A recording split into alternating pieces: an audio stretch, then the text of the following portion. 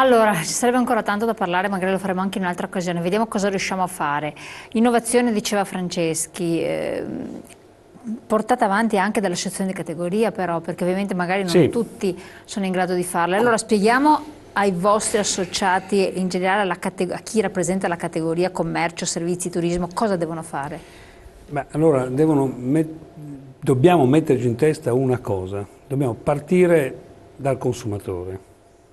Oggi il consumatore, il turista, l'acquirente di beni o di servizi, ha un problema fondamentale, cioè deve risolvere un problema, non deve acquistare.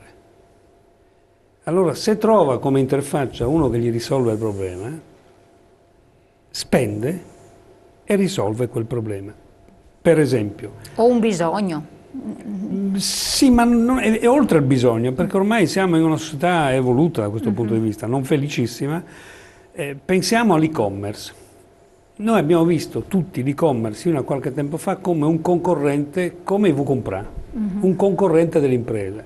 Oggi il consumatore con lo smartphone che non ha, va in un centro storico, vede una bella vetrina, vuole confrontare i prezzi di quel capo che gli piace, di abbigliamento, quella borsa, con altri, magari va in una piattaforma che esiste già, che mette a confronto vari prezzi, i prezzi di quel luogo con il centro commerciale, con una vetrina virtuale, un e-commerce, e poi compra.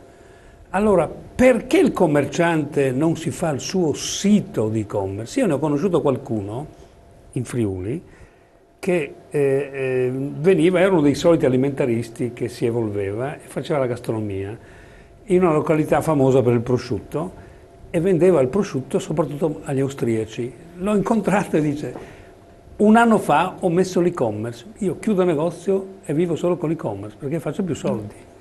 Io gli ho detto: non fare sciocchezze, la vetrina è fondamentale, Sì. Perché il contatto fisico, se non Sì. altro come spettacolo. Ecco, una Da là nasce il debolezza lavoro. che era la vetrina in cui la gente va a vedere, poi va al centro commerciale, deve diventare un punto di forza. Allora questo non lo possono inventare, dobbiamo essere noi, e lo stiamo facendo come associazioni, che dobbiamo convincerle a venire ad apprendere queste cose, sempre che riusciamo a rompere quella scorza, quel cemento che c'è, perché li abbiamo abituati male causa la pubblica amministrazione. Noi per anni abbiamo fatto formazione obbligatoria e la sicurezza e il medico e questi hanno le scatole piene, hanno ragione. Allora con le regioni, con gli enti dobbiamo cambiare marcia insieme. Ecco perché io dico non è solo colpa della politica.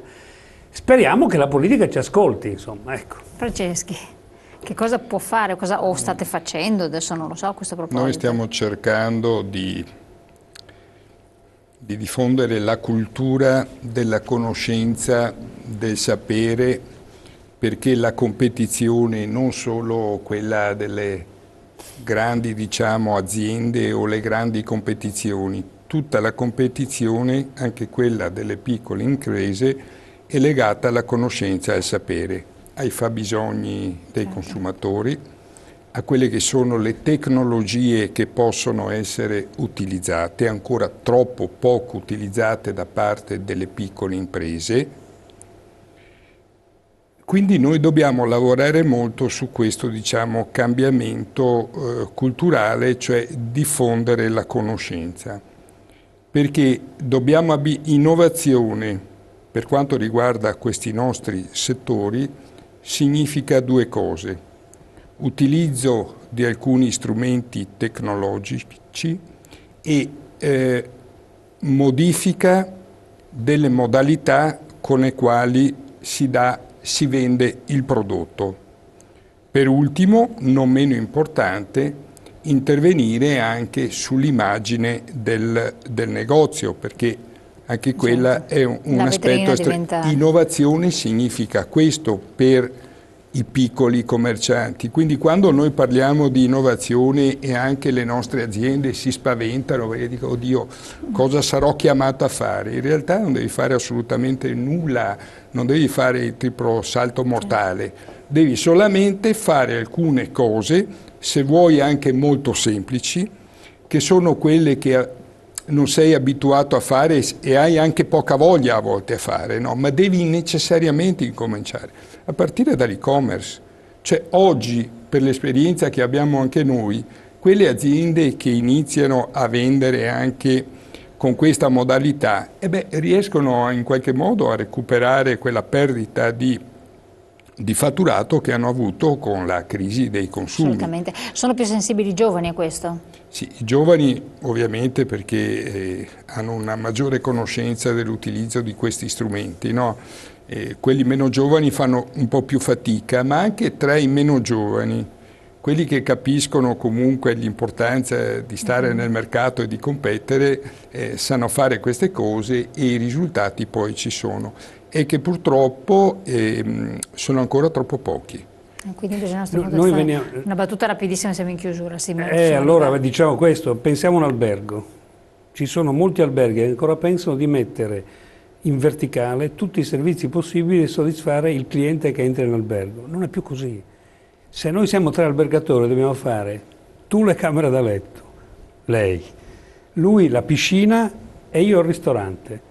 E dobbiamo fare una rete di impresa per consentire al consumatore di cogliere un prodotto unico fatto con 3 declinazioni diverse. Ma non che io devo pagare A, B e C, perché alla fine sennò... No, ma quello la rete di impresa consente anche un unico pagamento, addirittura prima, un anno prima. Bravo, ecco. Bravissimo, in modo tale che uno riesce a semplificare la vita anche del fruitore. Vedi che deve risolvere i problemi del consumatore, questo è. Allora, detto questo, io ringrazio i nostri ospiti, sono stati gentilissimi a intervenire, ci hanno consentito di sviscerare alcune tematiche molto importanti. Come sempre voi scriveteci, noi vedete che cerchiamo, come arrivano le mail, di trovare gli ospiti, di darvi anche le risposte. Buon proseguimento e ancora grazie di averci seguito.